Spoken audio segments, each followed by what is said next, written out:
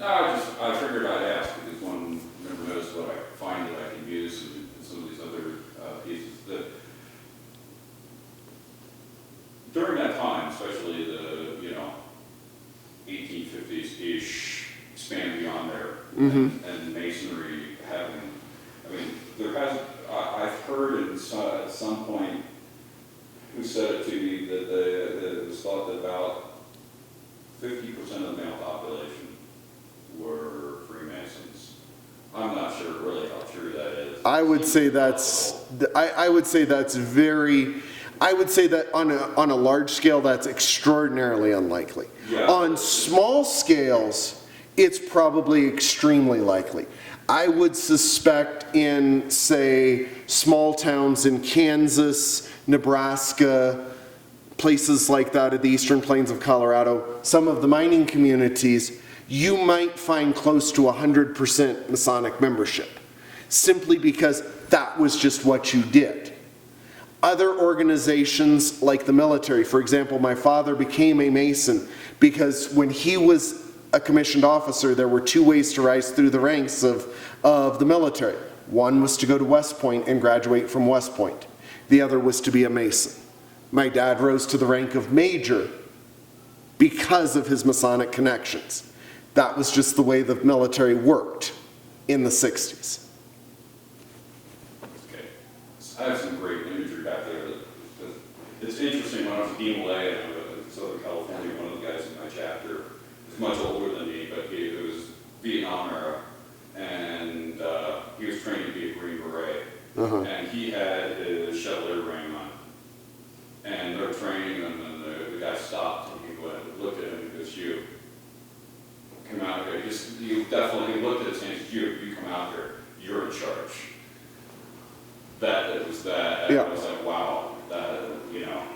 So, and one of my friends who was the chief trainer for the Army Rangers, he goes, "I saw that my dad's Masonic ring with this," but it was like, I'm not quite sure what the symbolism was on it because I didn't recognize it. But so. Probably very true.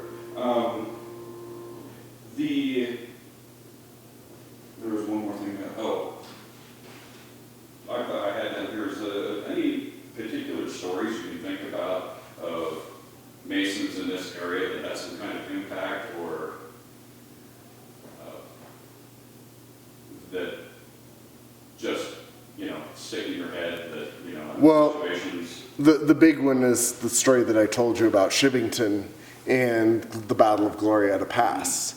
Mike Moore said when we were discussing that, he was like, there were some people that say he stumbled on them by accident. They're like roaming through the hills, and he really wasn't that great of a military commander. It just kind of accidentally happened. But there's some people that may want to just downplay his involvement altogether. Well, there's a very strong historical revisionist movement when it comes to Shivington because of the Battle of Sand Creek, or the Sand Creek Massacre.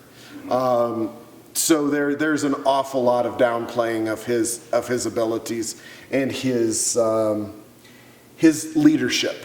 Let me just get a short piece from you. You went through a kind of longer piece. I get another short soundbite about that Shivington and gold and scaring off the Confederates. Okay. That was about gold. Yeah. So Colonel Shivington was a member of Central Six. He was one of the founding members. He was also the first, I believe, Grand Master of the state of Colorado. He was a military man.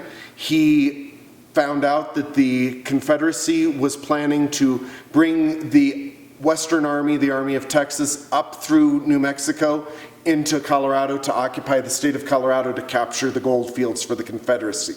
The Confederacy did not have money. They needed Colorado's gold fields to buy allegiances with foreign countries. They desperately wanted the gold here in Colorado. Shivington gathered together a group of people to fight him, a few soldiers, but mostly farmers armed with pitchforks and other things, and Pony Express riders and everything else. He met them at the Battle of Glorieta Pass. Fortunately, Glorieta Pass is extraordinarily narrow.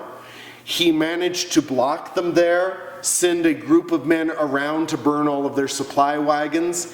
And with not having supplies, the Confederate Army had to turn back to the state of Texas, and they never captured the gold fields of Colorado. Okay, and